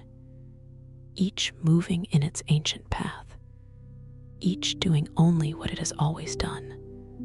until for a little while the shadow deepens and the lunar face grows darker, gentler, more mysterious. A lunar eclipse can only happen at full moon, when Earth lies roughly between the moon and the sun. And even then, it does not happen every month, because the moon's orbit is tilted slightly compared with Earth's path around the sun, so most full moons pass a little above or below the shadow rather than through it. And perhaps that too is calming. The idea that perfect alignments are not constant or demanded, but occasional, natural, and quietly special when they arrive. The moon teaches this again and again. That repetition need not be exact to be beautiful. That cycles can include variation without losing their trustworthiness. And that even when shadow comes, it can come gradually, softly, almost tenderly. If you imagine the beginning of a lunar eclipse now, you may picture the full moon high above the sleeping Earth, bright and round and steady, while somewhere along one edge, a dimming begins so gently that only the patient eye would notice it at first. A little darkening, a little shading, a soft curve of Earth's shadow moving across the familiar disk. Then, very slowly, more of the moon enters that shadow, and the brightness drains away not harshly, but with exquisite calm, until what remains is a dusky sphere glowing in delicate red-brown tones, as though the moon has wrapped itself in the colors of distant sunsets gathered from around the whole rim of Earth. That is one of the loveliest scientific truths of all, that during a total lunar eclipse, the light touching the moon has passed through Earth's atmosphere, where shorter blue wavelengths scatter more readily, and the redder hues continue onward, meaning that the eclipsed moon is touched by the filtered edgelight of all the world's dawns and dusks at once. A globe of quiet copper lit by the atmosphere of the planet it has accompanied for billions of years. In a relaxing story, this does not need to feel technical. It can simply feel intimate, like a whispered exchange between two old companions, one wrapped in ocean and air, the other bare and silent, each offering the other some reflection, some pull, some measured influence across the dark. Even solar eclipses,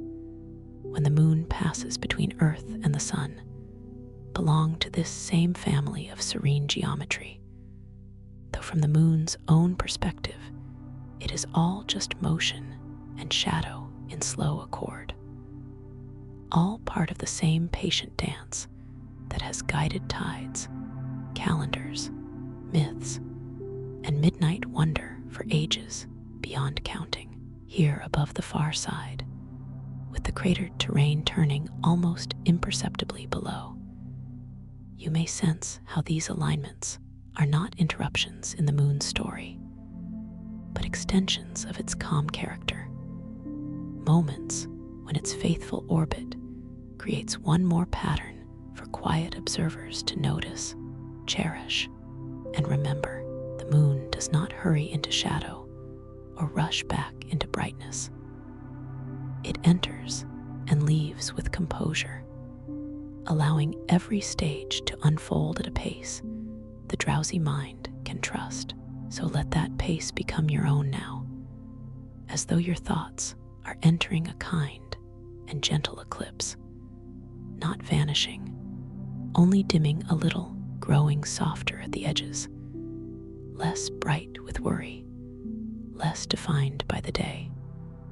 until the inner sky becomes a place of warm darkness rather than restless light. And as this nighttime story continues, allow the image of the copper moon to linger for a moment longer, suspended above Earth's sleeping lands, touched by filtered sunset light, moving through shadow without fear. Because on the moon, even shadow has a softness to it. Even darkness can glow, and even the oldest celestial patterns can feel like a cradle carrying the mind, slowly and quietly toward deep sleep. Welcome back to Sleepy Science Story Facts, where this sleep story continues in the same slow and soothing current,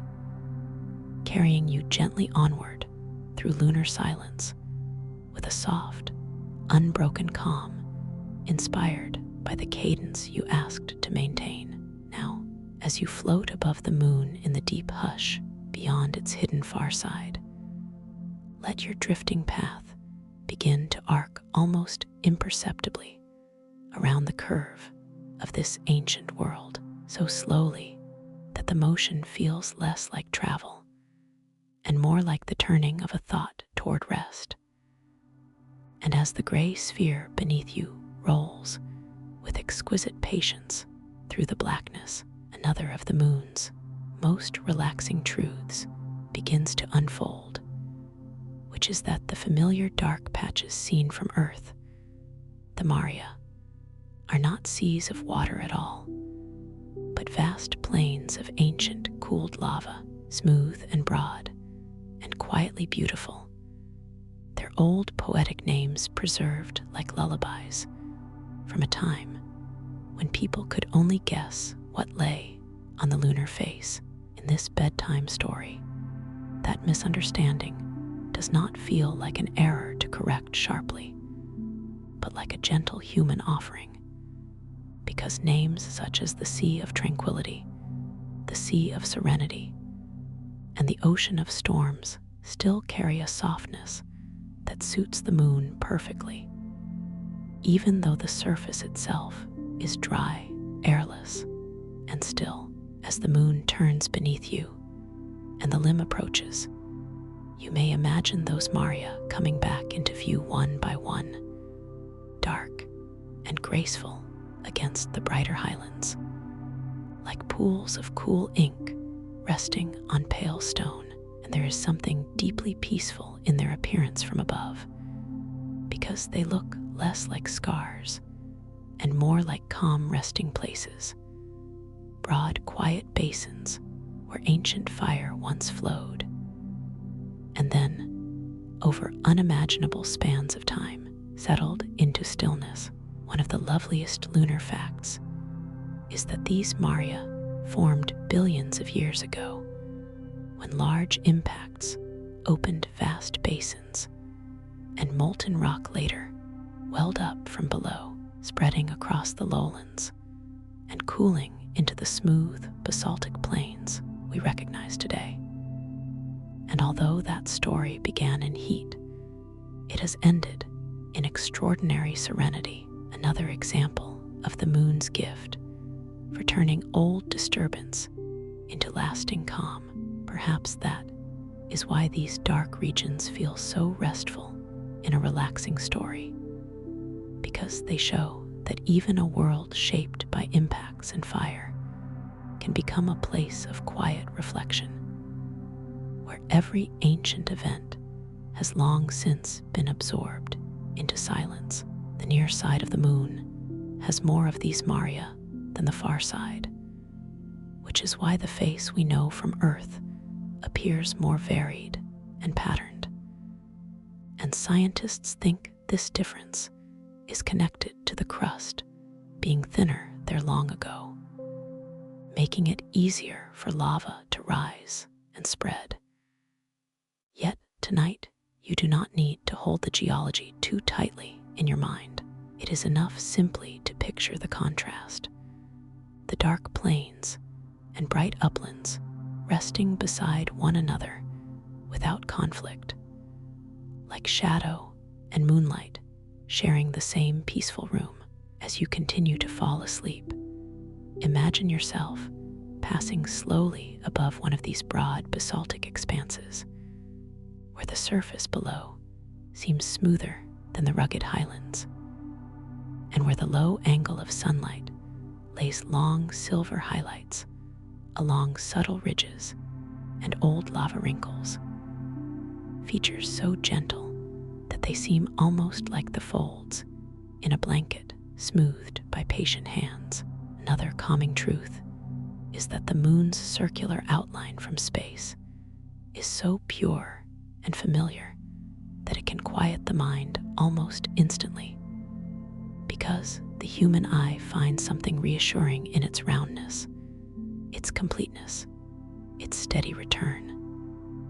And perhaps that is part of why the moon has always belonged to poetry, ritual, quiet walks, and the final waking moments before deep sleep. It does not flash or roar or demand attention. It simply appears again and again, whole or partial, bright or dim, carrying its plains, craters, and silent mountains through the darkness with perfect composure. In this nighttime story, the Maria become not just geological features, but emotional ones too. Calm places for the imagination to rest, dark seas with no waves, no storms, no tide breaking on any shore, only level stone and the memory of ancient flow. And there is something almost miraculous in that image, that a world so dry could still look so oceanic, that a sky with no air could still feel so full of softness, that a landscape born from molten rock could now seem like the quietest place in the universe. As the limb of the moon carries you gradually back toward the more familiar face, you may sense Earth's presence waiting somewhere beyond, not yet fully seen, but near enough to be felt in the old companionship of orbit. And that gentle nearness adds another layer of comfort to the scene, because the moon never truly leaves its relationship behind. Even in solitude, it belongs to a rhythm with Earth, and the Maria themselves are part of what earthbound eyes have loved for millennia. So let your thoughts drift over those dark and peaceful lunar seas now, from tranquility to serenity, from still plain to still plain, until the names themselves become softer than meaning, until the science becomes a cradle rather than a lesson, and until the great round moon below you seems to breathe with a silence so deep and steady that your own mind begins to follow it, easing downward, slowing further, and settling at last into the smooth and silver hush of sleep, as with the calm, welcoming cadence established by your sample. This sleep story returns in a slow and soothing rhythm, inviting the listener to settle even deeper into stillness before the next quiet lunar fact arrives. Now the moon has turned enough beneath you that the familiar near side begins to bloom once more from the darkness, and below your gentle drifting, view the broad basalt plains of Mare Serenitatis, and its neighboring lunar seas lie in soft gray swells, smooth and patient, as if ancient fire once passed this way, only to fall asleep and never fully wake again. And in this bedtime story, that old transformation feels especially comforting, because the moon is full of places where heat became silence, motion became stillness, and time laid a cool hand over everything. One of the most relaxing truths about the moon is that these dark plains, though they look almost liquid from afar, are fields of solidified lava resting in enormous basins, and the eye, seeing their smoothness beside the brighter rough highlands, naturally reads them as calm surfaces, old seas with no waves and no wind, where the only tides belong not to water, but to light and shadow drifting slowly over stone. If you linger above Mare Serenitatis now, the Sea of Serenity, its name alone seems like a whispered permission to exhale. And perhaps that is one reason the moon has always been so well suited to a nighttime story, because even its geography has inherited the language of peace, with tranquility, serenity, nectar, fertility, and calm spread across its face like the soft titles of dreams. These names were given long before their true nature was fully understood, yet somehow they still feel right, because even after science gently corrected the old idea of lunar oceans, it left the poetry in place, and that joining of fact and tenderness makes the moon feel uniquely kind. A world where accurate knowledge does not erase wonder, but deepens it. Another quiet lunar fact is that the near sides Maria are concentrated in broad, low regions where lava could once spread more easily. And so, the very patterns visible from Earth carry the memory of the moon's ancient interior. Hints of warmth and flow preserved beneath a modern silence so complete that the story of fire has become one of rest. From this height, the mere surfaces look almost brushed into place, and in some stretches, subtle ridges and wrinkle-like folds run across them, formed as the old lava cooled and settled, leaving behind gentle undulations like the smooth creases in a blanket after a sleeper turns and becomes still again. There is no atmosphere here to blur the view, so every boundary between dark plain and bright upland remains clean and exact. But in this relaxing story, even that precision feels soft, because the moon presents its shapes without clutter, without hurry, without noise, and the mind, relieved of complication, can simply rest on one contour at a time. Beyond the Maria, bright crater rays sometimes stretch across the surface in pale, sweeping lines, dust, and debris flung outward long ago and left there undisturbed. And when seen from above, they feel less like marks of impact and more like delicate brushstrokes on a gray canvas. The moon's quiet way of keeping beauty even in the traces of change. You may imagine one of those bright ray systems now, faintly crossing the darker plane below,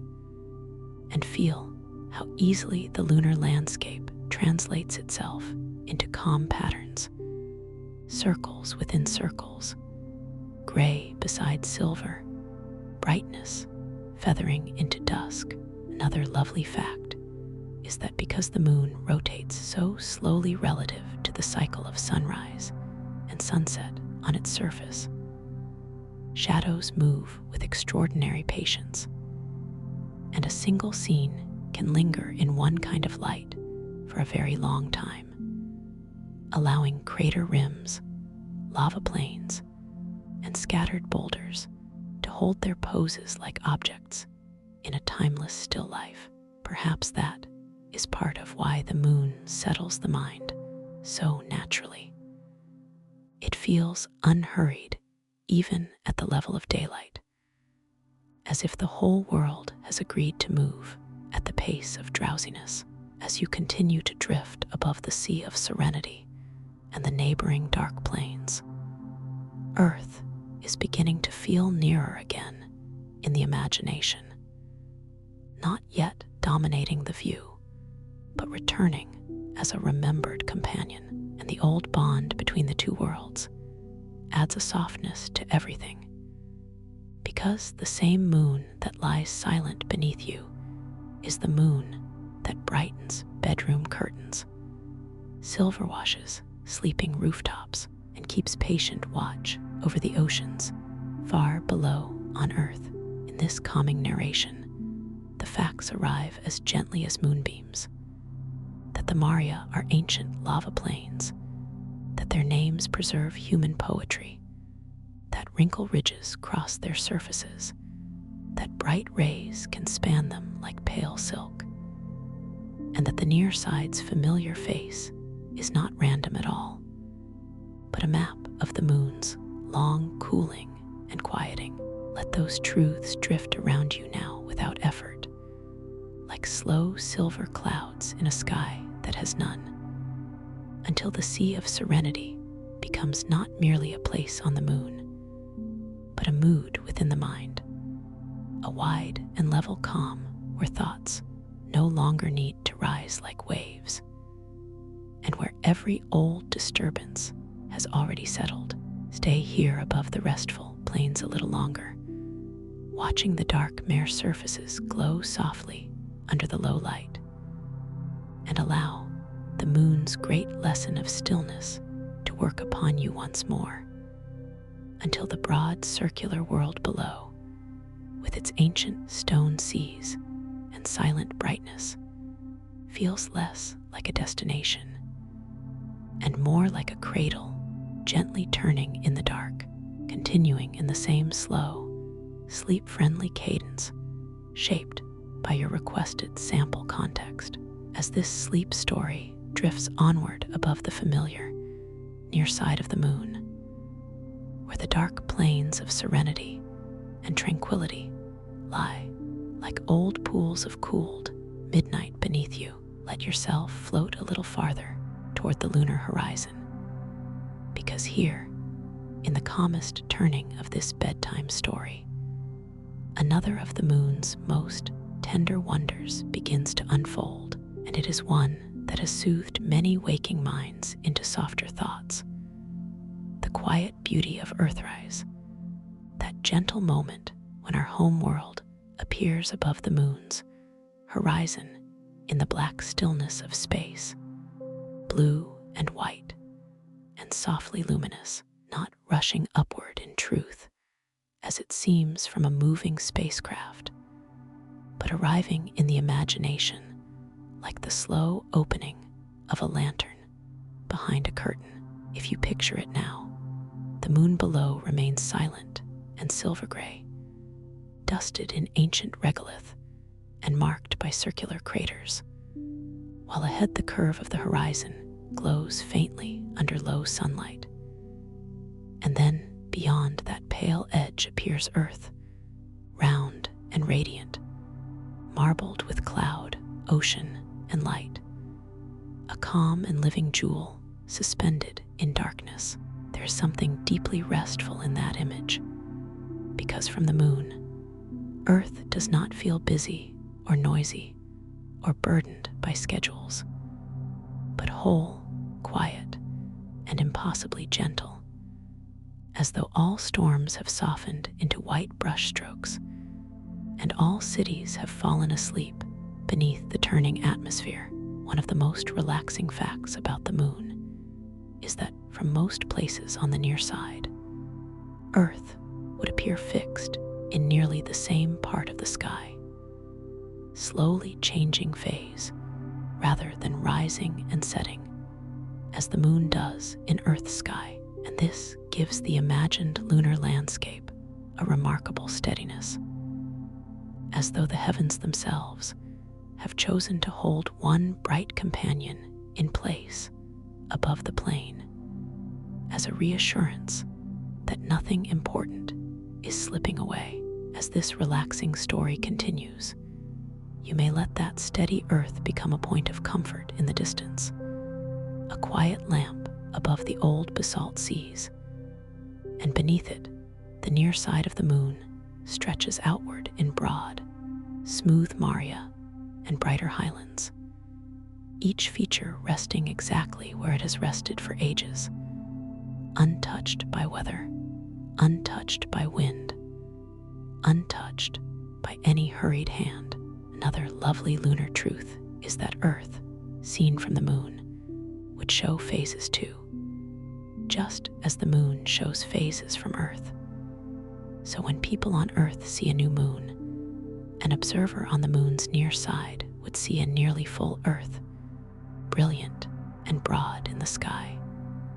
And when Earth sees the full moon, the moon would see a darkened Earth, a subtle reversal that feels almost like a lullaby of mirrored light. Perhaps that is one of the moon's quiet gifts, the way it teaches relationship without noise, showing that brightness depends on angle,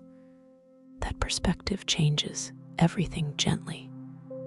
and that two worlds can illuminate each other in ways that are never loud, yet never trivial. Imagine now that you are drifting over Mare Tranquillitatis once more,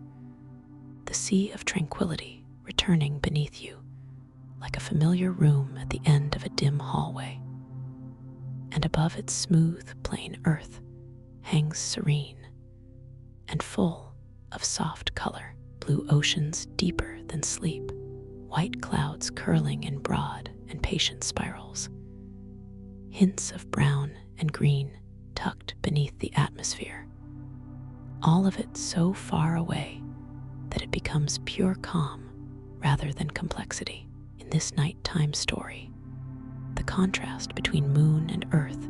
does not create loneliness but balance, because the moon offers silence, clarity, and stillness, while earth offers color, weather, and life. And together they form one of the gentlest pairings in the sky: stone and water, gray and blue, hush and breath. Another soothing fact is that the moon has helped humans understand Earth more clearly, because from lunar distance, our planet appears as one delicate sphere without borders, one turning home wrapped in a thin atmosphere. And even that scientific perspective feels soft tonight, like a reminder to loosen the tightness of daily concerns and remember the broader calm that holds everything. The moon is especially good at that, at making the mind feel spacious, because it reduces the world to circles, phases, horizons, and light. And in doing so, it invites every anxious thought to become smaller, quieter, and less urgent as you continue to fall asleep. Imagine the lunar dust below glowing faintly, the bright rims of old craters catching slender silver light, the dark maria resting like still ponds with no water and no ripple, and the earth above remaining motionless enough to feel eternal, though clouds slowly shift over its sleeping face. This is why the moon belongs so naturally to a gentle bedtime, because it offers not only facts, but proportions that calm the heart, showing how small a worry can become under a wide enough sky, how soft a memory can grow when reflected through distance, and how even a barren world can hold extraordinary comfort when seen in the right light. So let the Earthrise remain before you now, not as a spectacle, but as a companion image for deep sleep. The pale moon below and the blue earth above, both moving in their old faithful paths, both reflecting and shaping each other, both held in a darkness that is not empty but restful, until your thoughts, like the slow phases of these worlds, turn gently away from brightness and into a dimmer, quieter place where nothing needs to be finished tonight, nothing needs to be solved, and everything can simply float, silver and blue and peaceful, into dream. And so, in the soft continuation of this sleep story, with Earth still glowing like a blue lantern beyond the horizon and the dark lunar seas lying calm beneath you, let yourself drift a little deeper into the moon's oldest and gentlest relationship. Because one of the most relaxing facts about the moon is that even from far away, even in silence, even without wind or waves of its own, it reaches across space and helps guide the tides of Earth, drawing the oceans into a patient rhythm that has repeated for ages beyond counting. A rhythm so steady and dependable that it feels less like force and more like breathing, less like command, and more like a lullaby written in water and gravity. This is one of the moon's quietest powers, and perhaps one of the most comforting, because it reminds us that not all influence must be loud to be profound. Not all closeness must be physical to be real, and not all motion must be seen directly to be deeply felt. Far below that blue world now hanging in the distance, coastlines are meeting the sea in slow, ancient cycles, the waters rising and falling not hurriedly, not sharply, but with the same measured grace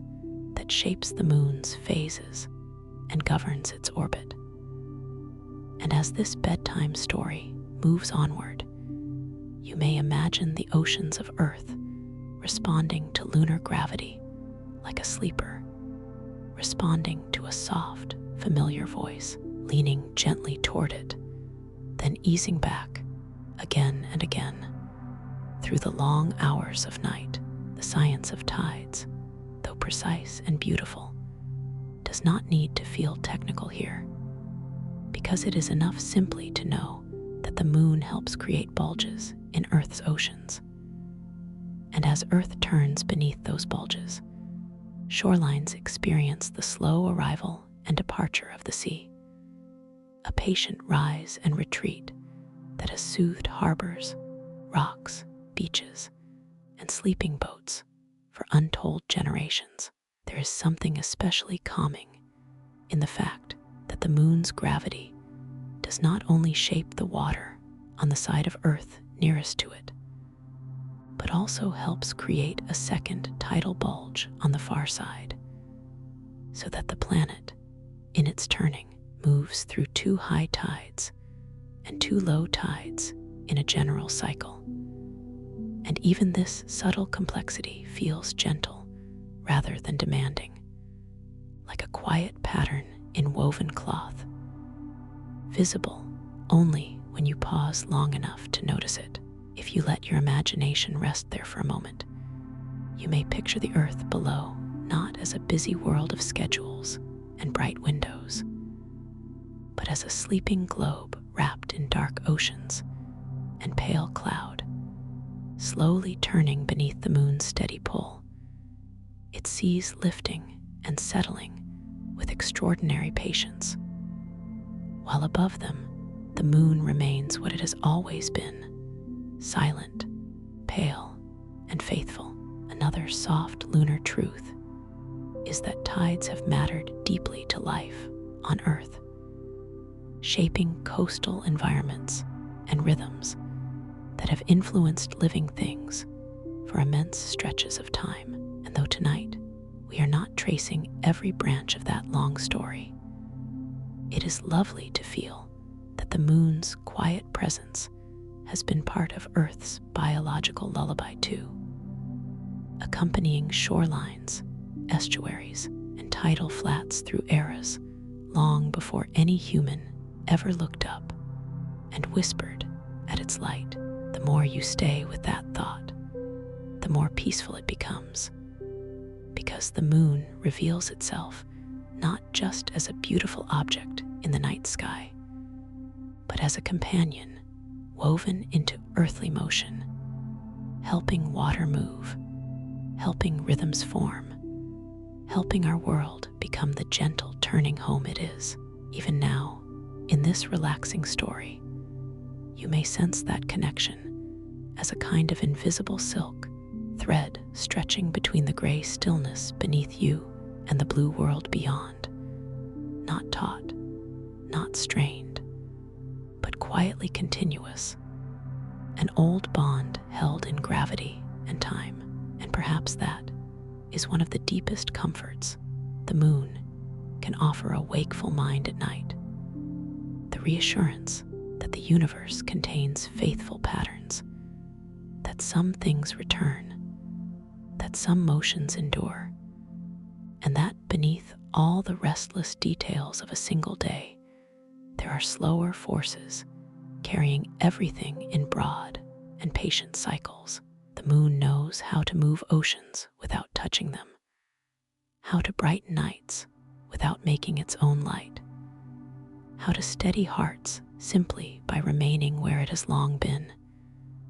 And this makes it a perfect guide for a gentle bedtime, because it teaches softness without weakness, stillness without emptiness, and distance without separation. As you continue to fall asleep, imagine the Earth's shorelines now, barely visible in your mind, washed by quiet tides under moonlit dark, while here above Mare, Tranquillitatis, the silver dust, and ancient basalt remain at rest. And between the two worlds passes that silent conversation of gravity,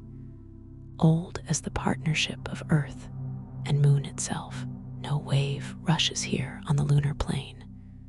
No salt breeze crosses the Maria. And yet, the Moon is forever linked to waves, forever present in the breathing of the sea, forever folded into the way water remembers the sky. So let that thought become softer and softer now, until the tides themselves feel like the rise and fall of your own breathing, gentle, even, unforced, and the moon above the sleeping oceans becomes less a distant sphere and more a quiet keeper of rhythm, guiding the dark waters below just as this calming narration guides the mind, slowly and steadily, toward deep sleep, where everything loosens, everything settles, and every bright waking edge is smoothed away by the oldest silver pull in the night, continuing in the same soft, sleep-friendly cadence shaped by your sample's welcoming flow. This sleep story now drifts onward into another gentle lunar truth, one that feels almost made for a bedtime story, because it is so calm, so steady, and so beautifully faithful as you float above the near side of the moon, with Mare Tranquillitatis resting below like a dark silk ribbon laid across pale stone and earth, glowing in the distance like a patient lantern. Imagine how peaceful it is that the moon keeps nearly the same face turned toward our world, as though after billions of years of circling, it has chosen to remain quietly familiar, offering the same broad arrangement of bright highlands and dark Maria to every generation that lifts its eyes into the night. This is one of the most relaxing facts about the moon, that it rotates so gently and so precisely in step with its orbit that one rotation takes about as long as one journey around Earth, creating that serene condition called tidal locking. Though tonight the phrase itself can simply be felt rather than studied, like the steady rhythm of a rocking chair or the even swing of a pendulum in a silent room. It means that from Earth the moon seems to keep us company with one calm expression, never spinning wildly, never presenting itself in haste, but returning in a way that feels dependable, almost affectionate. And perhaps that is why the moon has always suited a gentle bedtime, because there is such comfort in a companion that does not rush to become unfamiliar. Below you now, the near side glows in broad gray gradients, old crater rims softened by distance, the Maria lying still and smooth as ancient pools of cooled shadow. And as this relaxing story unfolds, you may notice how the very idea of the same lunar face becomes soothing. Because in a world where so much shifts quickly, the moon offers repetition without monotony, sameness without dullness, a familiar presence that still contains endless quiet detail for any mind willing to look slowly. Of course, the moon does not reveal exactly and absolutely the same amount at all times, And here another soft, scientific wonder enters the story, because there is a small, gentle wobble, a subtle swaying called libration that lets observers on Earth glimpse a little around the edges over time, as though the moon, even in its faithfulness, still enjoys sharing a few extra corners of itself by degrees. Never all at once, never dramatically, just enough to remind us that constancy and mystery can live together in peace. That too feels perfect for a sleep story, because the moon does not demand understanding. It allows discovery to arrive slowly, in slivers and glances, while keeping the greater shape of things calm and steady. Imagine that now, as you drift above the sea of tranquility, the moon beneath you turning with exquisite patience, Earth holding its place in the distance, and the ancient bond between the two worlds continuing without strain, without noise, with only gravity and time maintaining the old agreement. One of the loveliest things about this arrangement is that it was shaped gradually, over immense ages, as Earth's pull gently influenced the moon's rotation until the motions came into harmony. And there is something deeply restful in that long settling, the thought that even celestial bodies can ease into balance, can find a rhythm that holds,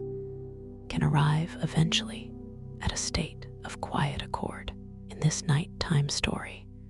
that harmony feels almost like music too slow to hear, a silent composition written in orbital periods and silver light, played out above sleeping forests, sleeping rooftops, sleeping seas, and now within your own drifting imagination. If you let the image soften a little, you may picture ancient people across deserts, coastlines, mountains, and fields, all seeing the same familiar lunar face that shines above you now, recognizing the dark shapes in the Maria, tracing patterns in the bright uplands, finding comfort in that steady appearance long before telescopes, long before spacecraft, long before the moon's quiet mechanics were understood in scientific language. And even now, after all those centuries of learning, the comfort remains unchanged. Perhaps because the deepest comfort was never only in explanation, but in presence, in the simple fact that the moon returns and waits and keeps its calm expression above the dark. Another gentle thought settles here as well. Because the far side remained hidden for so long, the near side became humanity's moon in a very intimate way, the face of poems, calendars, lullabies, night walks, and whispered wishes. And as you float above it now, you may feel that long relationship humming very softly beneath the facts, turning science into companionship, knowledge into tenderness. The moon does not need to move quickly to be alive in the imagination. It becomes more peaceful precisely because it moves so slowly, showing that trust can be built by repetition, that beauty can deepen through familiarity, and that a world does not need to reveal everything at once in order to soothe the mind. So stay with this faithful lunar face a little longer, this ancient near side with its tranquil seas of stone and bright highlands, while Earth glows beyond, and the whole sky remains hushed and star-filled. And let the moon's steady turning become a model for your own breathing, slow and even, calm and unforced, until every thought begins to align the way the moon aligned long ago, gently, gradually, and without effort, settling into a rhythm so quiet and so dependable that wakefulness itself loosens, dims, and finally drifts away into the soft silver depth of sleep. As this sleep story continues above the familiar, near side of the moon, in the same soft and unhurried spirit you've been shaping for this gentle bedtime journey, let yourself float a little lower in imagination, not all the way down to the surface, but near enough to feel the silence of Mare Tranquillitatis rising toward you like a cool silver hush. And while Earth glows far off in the darkness, like a patient lantern that has no need to flicker, another of the moon's most calming truths begins to unfold, which is that even this seemingly still and silent world has an inner life, a hidden depth beneath its dust and stone, a quiet heart of layered rock that has not rushed or shouted for billions of years, but has simply rested, settled, and held its place in the darkness with extraordinary composure. From above, the moon can seem almost entirely surface, all crater rims and basalt plains and long shadows lying across the regolith. But in this bedtime story, it is soothing to remember that beneath that pale skin there is structure, a crust, a deeper mantle, and a small core, all arranged in silence, all part of a round and ancient body that formed long ago and has spent eons cooling into calm. There's something deeply peaceful in that idea, because it means the moon is not only a face in the sky, not only a bright companion for a nighttime story, but a whole world with hidden layers, each one tucked beneath the other like blankets laid down with patient hands. If you imagine drifting lower now, the sea of tranquility beneath you may begin to feel almost transparent in the mind, not literally opening, but inviting your thoughts gently below the surface, past the fine lunar dust that lies in soft gray sheets, past old lava flows cooled into stillness,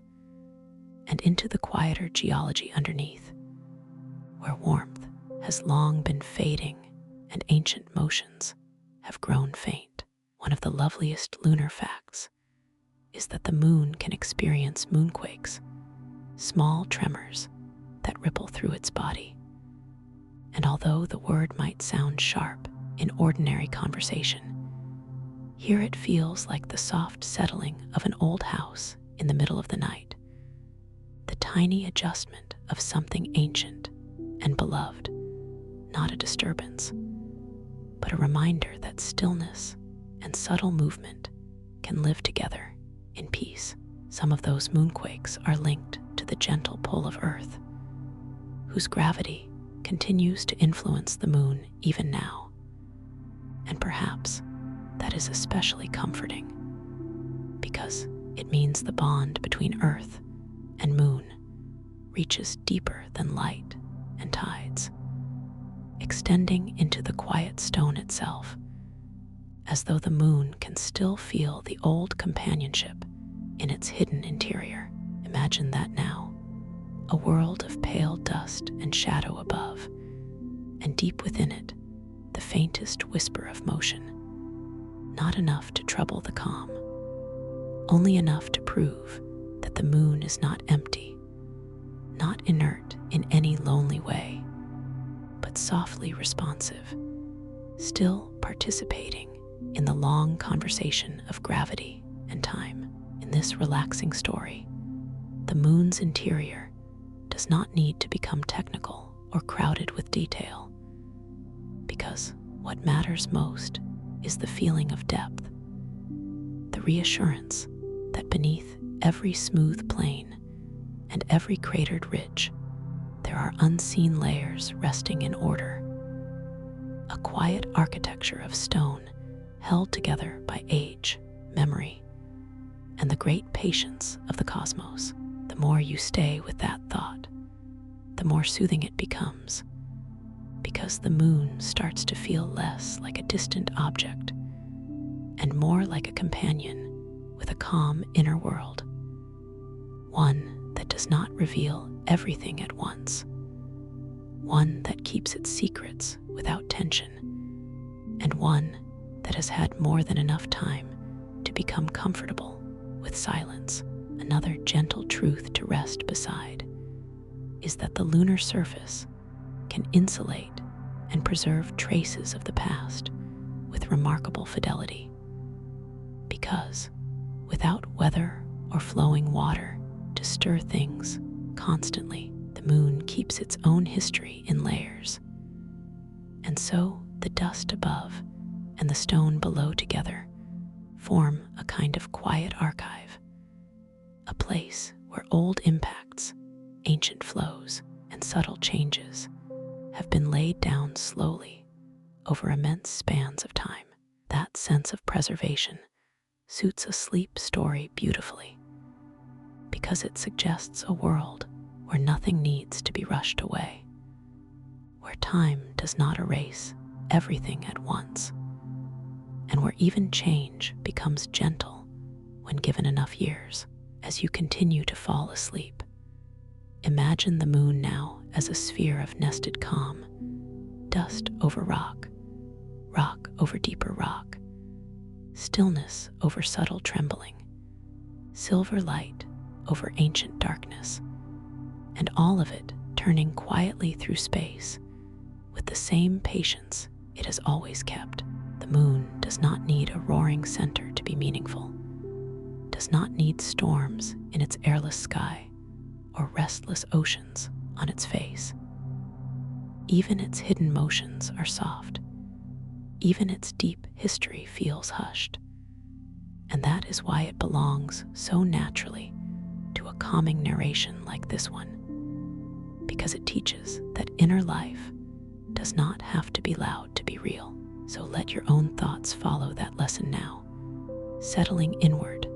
layer by layer, like lunar dust coming to rest after a long age of drifting, until the mind itself feels gently stratified, the surface worries dimming first, then the deeper tensions loosening, then even the oldest wakeful thoughts falling quiet, while above them all the moon remains what it has always been, round and pale and faithful, carrying its secret interior through the black velvet of space with perfect serenity. And as this gentle bedtime continues, with mere tranquillitates below and earth shining distantly beyond, allow the moon's quiet heart beneath the dust to become your own rhythm for rest, faint, steady, hidden, and calm. A slow interior hush that asks for nothing, resists nothing, and leads you almost effortlessly toward deep sleep, in keeping with the calm, welcoming cadence established by your sample structure. This final chapter becomes a very soft outro, designed to fade with the same gentle rhythm that has carried the listener across the moon all night. Now, as this sleep story reaches its quietest edge, let yourself drift no farther, because there is nowhere else to go, nothing more to seek, and nothing left to hold onto, except the serene silver stillness that has been surrounding you all along. And here, above mere tranquillitates, with the ancient lunar plain resting below like a dark silk shore made of stone, and the earth glowing far away like a patient blue lantern beyond the horizon, the whole moon seems to pause with you in one last moment of perfect calm, as if this bedtime story has slowly folded the universe into its gentlest shape. The craters are no longer details to study now, only soft circles sleeping in the dust, and the Maria are no longer places to cross, only broad, quiet seas of ancient basalt holding the memory of fire in complete and peaceful silence, while the bright highlands at the edge of sight have faded into pale suggestions, the kind that belong more to dreams than to waking thought. This relaxing story has carried you through the near side and the hidden far side, over polar rims and old basins, through phases and eclipses and tides and earthlight. But now all those quiet facts about the moon can begin to settle together into one single feeling, the feeling of slow orbit, soft gravity, reflected light, and an ancient companion that never needed to speak in order to soothe. Let that feeling become simpler now, because the end of a gentle bedtime is not a place for new ideas, only for the soft dimming of the last bright ones. And so, the moon no longer needs to teach anything at all. It only needs to remain what it has always been, round and faithful, pale and patient, moving in silence through the black velvet of space, with a steadiness so complete that your own breathing may begin to follow it without effort. In this nighttime story, even the stars seem quieter now, held at a respectful distance by the deep hush around the lunar sky, and the earth beyond the horizon feels softer too, less like a world of weather and clocks and glowing windows, and more like a blue-white pearl resting in the far dark, beautiful and calm and gently turning, while the moon keeps its old watch nearby. If there are any thoughts still awake within you, let them become as light as regolith, as loose as lunar dust, as easy to set down as a footprint in a place with no wind, because nothing on the moon rushes to erase or disturb what has gently come to rest. This is the final kindness the moon offers in a calming narration like this one, the reminder that stillness is enough, that repetition is enough, that borrowed light is enough, and that deep sleep does not need to be chased, only welcomed slowly, like moonlight arriving across a quiet floor. So imagine now that the sea of tranquility below is growing dimmer at the edges, not vanishing, only softening,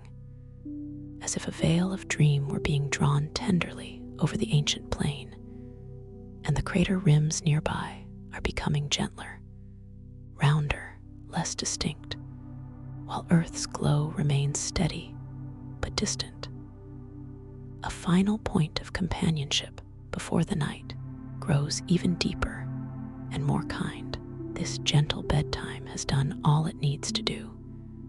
and so has the moon, with its calm phases, its quiet face, its old hidden basins, its sleeping dust, its subtle pull on the tides, and its silver light reflected from a distant sun.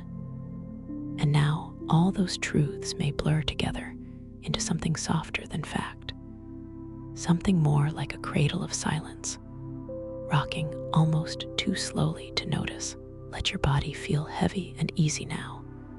as though Earth itself has taken over the work of holding you, while the moon simply watches from above in its old familiar way,